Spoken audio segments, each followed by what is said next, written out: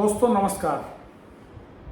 UP में विधानसभा उपचुनाव की सरगर्मियां तेज हो गई हैं और वेस्टर्न यूपी में मीरापुर, मुजफ्फरनगर की मीरापुर, गाजियाबाद, अलीगढ़ की खैर और मुरादाबाद जिले की कुंदर की विधानसभा सीट बहुत इम्पोर्टेंट है। आज हम चर्चा करेंगे केवल मीरापुर सीट के बारे में। मीरापुर इसलिए इम्पोर्टेंट है कि जिन 9 विधानसभा सीटों पर उपचुनाव हो रहा है उनमें से एकमात्र सीट मीरापुर है जो बीजेपी ने अपने गठबंधन के किसी साथी को दी है, आरएलडी को दी है। इसके अलावा संजय निषाद भी निषाद पार्टी के लिए एक सीट मांग रहे थे, वो भी नहीं दी। और बाकी किसी गठबंधन के किसी सहयोगी को बीजेपी ने कोई सीट नहीं दी है। बाकी सभी सीटों पर बीजेपी खुद लड़ रही है। मीरापुर आरएलडी को दी है। मीरापुर आरएलडी को इसलिए दी है कि वो उनके बिजनौर के सांसद चंदन चौहान की सीट है। चंदन चौहान वहाँ से एमएलए थे और वो एमपी हो गए हैं, तो इस्तीफा देकर के लोकसभा चले गए। अब वहाँ पर उपचुनाव हो रहा है। तो हमारे साथ वरिष्ठ पत्रकार राजेश शर्मा जी आज इस पर चर्चा के लिए मौजूद हैं। राजेश भाई साहब, आपका स्वागत है। थैंक यू डॉक्टर साहब। आज तो धन्यवाद, पूरे होमवर्क के साथ आए हैं आप पूरा जो है। दरअसल ऐसा है ना कि अभी सपा, बसपा और असपा, आजाद समाज पार्टी, इन्होंने मीरापुर पे अपने तमाम प्रत्याशी घोषित कर दिए। रालोद की अभी सूची बाकी है। मंथन चल रहा है, क्योंकि रालोद भाजपा गठबंधन है। मंथन चल रहा है, तो इसलिए थोड़ा होमवर्क किया कि कम से कम अगर दर्शकों के सामने बैठे हैं तो कुछ ऐसा लगे कि हाँ कुछ होमवर्क किया है। डॉक्टर साहब, एक तो ये अभी आप जैसे आपने बात की कि फिलहाल 9 विधानसभा सीटों का चुनाव हो रहा है। मिल्कीपुर सीट पे अभी रोक दिया गया। उसके पीछे की बहुत सारी वजह हैं। हम उस पर चर्चा नहीं करेंगे अभी। ये जो जैसा हम अगर हम मंझवा सीट की बात करें, मिर्जापुर डिस्ट्रिक्ट मंझवा सीट है, तो चूंकि वो तो जो है ना, जो संजय निषाद है, वो संजय निषाद बाहुल्य संजय निषाद पार्टी के वहाँ विधायक थे उस समय। इस बार क्या हुआ कि इन 9 सीटों में एक भी सीट की सहयोग दल को नहीं दी, छोड़ रालोद को छोड़कर। रालोद को भी इसलिए दी है क्योंकि रालोद से उन्हें 3 सीट मिलने वाली है। भाई खैर पे चुनाव होना है। अनूप प्रधान वाल्मीकि वहाँ विधायक थे, वो सुरक्षित सीट है और वो सांसद हो गए इस समय, तो वो सीट खाली है। खैर जाट बाहुल्य सीट है। अगर मीरापुर सीट रालोद को ना देते तो बीजेपी को ये पता था कि खैर सीट भी हार जाएंगे। गाजियाबाद जो उनकी छपरोली मानते हैं वो भी हारते और मीरापुर में भी बीजेपी हारती। तो बीजेपी ने इसलिए दी है, मतलब और किसी सहयोगी, चाहे अनुप्रिया पटेल हो, चाहे संजय निषाद हो, और इसको कोई सीट नहीं दी। तो रालोद को ये सीट देने का एक तो ये था कि ये सीट रालोद की है। हालांकि जिस तरह सीट रालोद की है, इसी तरह मंझवा सीट भी संजय निषाद पार्टी की, लेकिन उन्हें नहीं दी। उन्हें इसलिए नहीं दी क्योंकि यहाँ रालोद को एक सीट देकर 3 सीट का लाभ ले आया। भाई कुंदरा की जो सीट है ये मुस्लिम बाहुल्य सीट है, सपा की सीट है। उन्हें बताया कि यहाँ हम अगर नैया पार कर सकते हैं तो रालोद का जो वोटर है उसके सारे कर सकते हैं। गाजियाबाद सीट पे वहाँ लगातार आप देख रहे हो कि अभी मेंबर ऑफ पार्लियामेंट का चुनाव हुआ। उस सीट को भले ही बीजेपी छपरोली मानती हो, लेकिन चुनाव वहाँ कांग्रेस कैंडिडेट अच्छा चुनाव। और अगर खैर की बात करें तो खैर में जो मेंबर ऑफ पार्लियामेंट का चुनाव हुआ तो अनूप प्रधान वाल्मीकि अपनी विधानसभा में 1000 वोट से हार गए। तो लग रहा है ना कि अगर लोकदल को किनारा कर दिया तो सीट कमा देंगे। इसीलिए, और बाकी की सीट भी है लोकदल की, तो सीट तो लोकदल को दी है।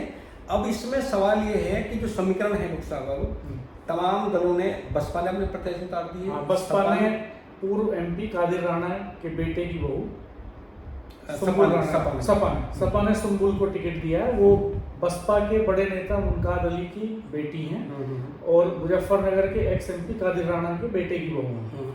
तो सपा से तो ये आ गई सुम्बुल।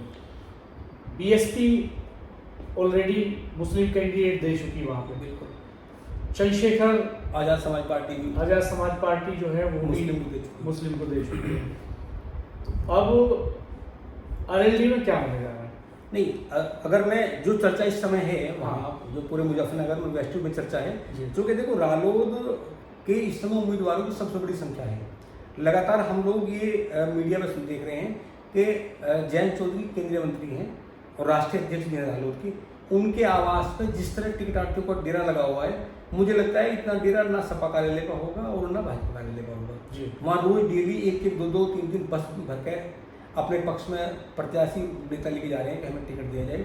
लेकिन ये लग रहा है कि यहाँ सपा और भाजपा गठबंधन है, तो इसमें कुछ नाम ऐसे आए हैं, और आरएलडी गठबंधन, इसमें कुछ नाम ऐसे आए हैं कि ऐसा भी माना जा रहा है कि सिंबल तो हो रालोद का, ठीक, और चुनाव लड़े भाजपा का नेता। अच्छा, ऐसा भी सुना जा रहा है कि ऐसे हो सकता है। ये एक्सपेरिमेंट तो जब एसपी और आरएलडी का गठबंधन था तो कई सीटों पर समाजवादी पार्टी ने भी, सिवाल खास में हुआ, सिवाल खास में गुलाम मोहम्मद समाजवादी पार्टी के नेता, चंदन सिंह चौहान खुद समाजवादी पार्टी में थे। हाँ, ये भी एक्सपेरिमेंट था, सिंबल रालोद का और वो सपा ने का। तो ये माने इसमें तो 2-3 के नाम अभी आए हैं सामने, हालांकि ये तो सिर्फ जैसी चर्चा है इसकी बात करेंगे। दरअसल राजपाल सैनी है, बीजेपी ये चाहती है कि मीरापुर से अति पिछड़े को टिकट दिया जाए। वो कहती है सिंबल तो हो लोकल का और नेता बीजेपी का हो। तो चूंकि राजपाल सैनी है, राजपाल सैनी अति पिछड़े बड़ा नाम है, तो राजपाल सैनी का नाम आ रहा है। दूसरे मित्रेश पाल पहले एमएलए रही है, तो उसका भी नाम आ रहा है, उसको मिल जाए। दूसरा रामनिवास पाल है, वो भी, हालांकि वो आरएलडी के नेता हैं, वो भी कहीं ना कहीं बीजेपी के संपर्क में है। इसके अलावा अगर मैं रालोद की बात करूँ तो अजीत राठी, चूंकि जिलाध्यक्ष रही पहले, हाँ, और वो मुझे लगता है कि महासचिव के साथ रालोद के उनका गांव उसी कॉन्स्टिट्यूंसी में पड़ता है, अच्छे ओहदे पे भी हैं, वो प्रभावशाली है। तो अजीत राठी का लगातार नाम आ रहा। चंदन चौहान जो सांसद हैं, उन्हें भी कहीं ये सुनने में आया कि अपनी पत्नी को दावेदारी कर रहे हैं कि उनकी पत्नी को टिकट मिल जाए। इसके अलावा निशिका चौहान, वो यशिका जो है, हम देख रहे थे लगातार जब चंदन चौहान मुजफ्फरनगर से एमपी का इलेक्शन लड़ रहे थे, तो यशिका लगातार मीरापुर में एक्टिव बनी हुई थी, और मीरापुर में खास तौर पे जाट और गुजर वोटर्स के बीच में गई वो, और बहुत पढ़ी लिखी महिला हैं, शालीन हैं, विनम्रता के साथ उनका पूरा मूवमेंट हमने उस समय देखा। तो तब ये संकेत मिल रहा था उनके मूवमेंट को देख के कि ये शायद एमएलए के लिए दावेदारी करेंगी, ये तैयारी कर रही हैं। अच्छा, प्रभात तोमर गुड्डू भी मजबूत लीडर हैं, रालोद के हैं, उनकी भी यहाँ दावेदारी मजबूत है। संजय गुजर हैं, आरएलडी के नेता, उनकी भी वहाँ दावेदारी मजबूत है। अब डॉक्टर साहब सवाल ये है कि ये तमाम लोग तो रालोद के आरएलडी कैडर के हैं। बीजेपी ये प्रयास कर रही है कि इस सीट को अगर ऐतिहासिक मतों से जीतना है तो यहाँ जैसे ब्राह्मण हैं, ठाकुर हैं, जाट हैं, गुजर हैं, उनका ये अपना ये मत है कि इस सीट से इन्हें किसको टिकट ना दिया जाए, और टिकट दिया जाए अति पिछड़े को। अगर अति पिछड़े को टिकट नहीं दिया, इन किसको टिकट दे दिया, तो ये डर है कि कहीं अति पिछड़ा गुस्से में सपा की तरफ ना चला जाए। क्योंकि जब मेंबर ऑफ पार्लियामेंट का चुनाव हुआ तो इसमें बड़ी संख्या में जो अति पिछड़ा जो वोटर है वो दीपक सैनी की तरफ चला गया था सपा की ओर, और बहुत ज़्यादा अंतर से उसकी हार नहीं हुई लोकसभा चुनाव में। और ये सही बात भी है कि अगर अति पिछड़े पे यहाँ गाँव रालोद खेलती है तो रालोद फिर बहुत मजबूत स्थिति में होने वाली है। अब आप देखो कि जो टिकट हुआ है सपा का, जो सपा का टिकट हुआ कादिर राणा की पुत्रवधू है और बाबू मुनका अली की बेटे हैं। तो अब ये भी कयास लगाए जा रहे हैं कि यहाँ मलखान सिंह सैनी पहले विधायक रहे हैं, इनके दामाद रणवीर सैनी हैं। तो चूँकि मुनका अली एक तरफ पार्टी का वफादारी निभाएंगे और दूसरी ओर बेटी के लिए भी कहीं ना कहीं करेंगे, तो उन्हें लगता है कि अगर बेटी को जिताना है तो जो भाजपा की सोच है, जो भाजपा चाह रही है कि हम अति पिछड़े में टिकट देंगे, को टिकट दिया जाए, वो कहीं ना कहीं सेंधमानी करेंगे कि जो बीजेपी और रालोद का कोर वोटर है वहाँ सेंधमानी हो सकता है। ऐसा सुना जा रहा है कि मीरापुर में बसपा का टिकट बदला जाए।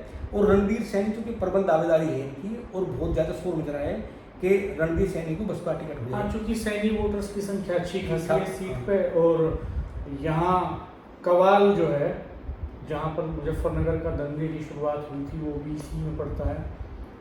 वहाँ के एक एक्स एमएलए खतौली के विक्रम सैनी, वो भी वहीं रहते हैं, उनका गांव है वो, और सैनी वोटर्स की तादाद बड़ी है। और ये जो रणवीर सैनी की आप बात कर रहे हैं, ये जर्नलिस्ट भी रहे हैं, तो काफ़ी एक्टिव हैं, यंग हैं, और इनकी वाइफ मुजफ्फरनगर के डिग्री कॉलेज में प्रोफेसर भी हैं। तो ये बात सही है, इनका नाम बहुत तेज़ी से उभर के सामने आया है। और खाली मुझे लगता है ये कि खाली मुनकाद अली का ही मामला नहीं है कि ये समीकरण तो दरअसल बहन जी भी बिठाती हैं। सोशल इंजीनियरिंग की बड़ी एक्सपर्ट तो वही मानी जाती हैं, बीजेपी से पहले तो सोशल इंजीनियरिंग के फॉर्मूले को वही काम कर रही थी। तो ये तो उन्होंने भी भांप लिया होगा कि जब समाजवादी पार्टी से एक मुस्लिम कैंडिडेट आ गया है, तो अगर बीएसपी से भी मुस्लिम कैंडिडेट आता है तो जाहिर तौर पर एक डिवीजन होगा और बहुत सफलता किसी के हाथ लगने वाली है नहीं। अगर कुछ निकलेगा तो फिर अदर बैकवर्ड कास्ट से ही कुछ निकलेगा।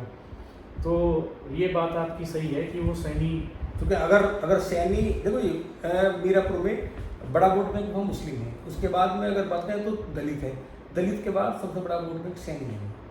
मतलब अति पीढ़ी की अगर हम बात करें, सैनी है, पाल है, प्रजापति है, कश्यप है, ये बड़ा वोट बैंक है।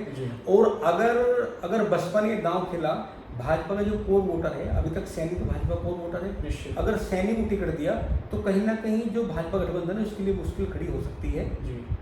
तो अभी फिलहाल ये हालांकि ऐसी स्थिति में चुनाव तिकोना हो सकता है। हाँ बिल्कुल होगा, त्रिकोणीय होगा चुनाव, और त्रिकोणीय चुनाव होगा। फिर आप ये मानिए कि चूँकि कादिर राणा भी मीरापुर कॉन्स्टिट्यूंसी के रहने वाले हैं, वहाँ से बड़े कारोबार पहले मोरना से, मोरना कॉन्स्टिट्यूंसी थी पहले, वहाँ विधायक रहे, पहले मोरना से विधायक रहे और फिर मुजफ्फरनगर सांसद रहे 2009 में। कारोबारी हैं और एक वर्ग में ठीक ठाक मजबूत पकड़ भी है। हाँ, आर्थिक तौर पे मजबूत है।